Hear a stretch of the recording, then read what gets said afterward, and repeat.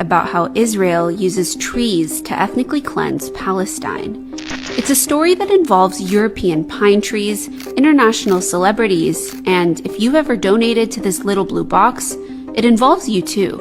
The story begins in 1948, when Zionist militias forced over 75% of the Palestinian population out of their homes and off their land, emptying and destroying over 500 Palestinian villages.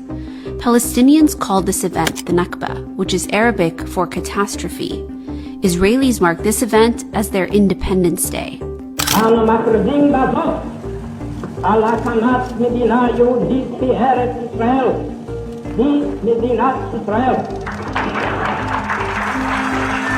Shortly after the State of Israel was created, the state seized and illegally annexed over 240,000 acres of land and property that was classified as abandoned after its Palestinian owners were forced out and barred from returning.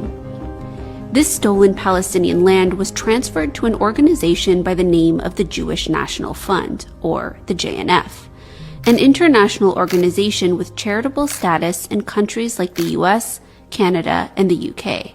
But the JNF isn't your average charity. Established in 1901, the JNF has played a key role in the colonization of Palestine, in its early days collecting money for the Zionist movement to buy up Palestinian land for European Jewish colonists, with a mandate to redeem land in Palestine for the purpose of settling Jews. Part of the way the JNF raised money to buy land in Palestine was through these blue tin boxes. By World War II, over 1 million JNF collection boxes had been distributed to Jewish communities all around the world, with each coin dropped into these blue tin boxes going towards land purchases and tree planting in Palestine. But before the Nakba, the JNF wasn't really that successful. As of May 1948, the JNF had only managed to purchase around 3.56% of the land of historic Palestine. But after the Nakba, through the forcible seizure of Palestinian land, that number rose to 13%, over 600,000 acres of land.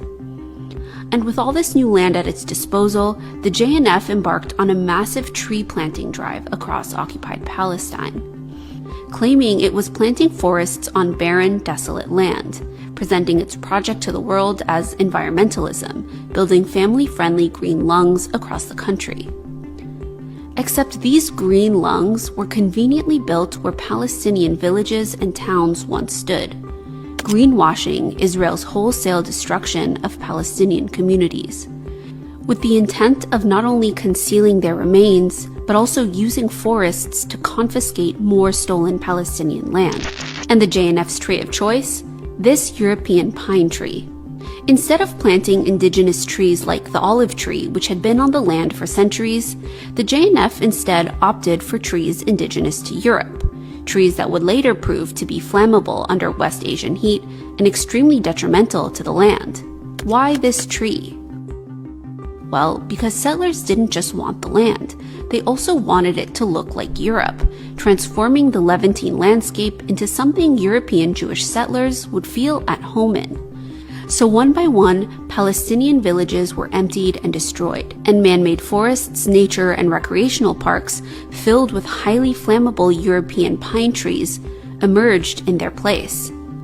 Al-Lajun became Megiddo Forest, Beit Jiz turned into Rabin Park, and American Independence Park was built on the ruins of 7 Palestinian villages.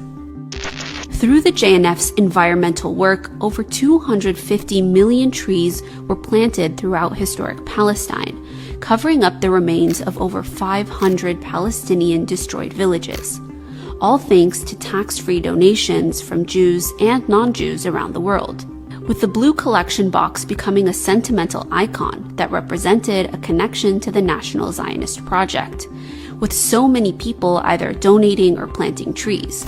From politicians of today like Kamala Harris. I fondly remember those Jewish National Fund boxes that we would use to collect donations to plant trees for Israel. To iconic celebrities like Frank Sinatra and Elizabeth Taylor, all complicit in greenwashing. But behind the photo ops and little blue boxes is the truth of what lay beneath these forests. Today, more than 2/3 of all JNF parks are built on destroyed Palestinian villages. That's 46 out of 68 national parks.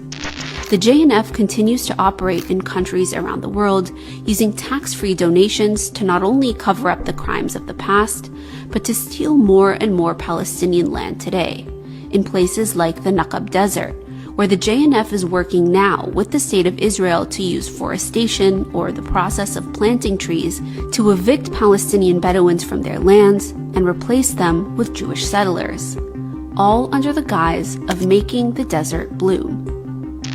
This story, and so many others like it, is a reminder of how even the most innocent things, like trees or charities that plant trees, when used by colonial entities like Israel, are often just a cover-up for something much more sinister.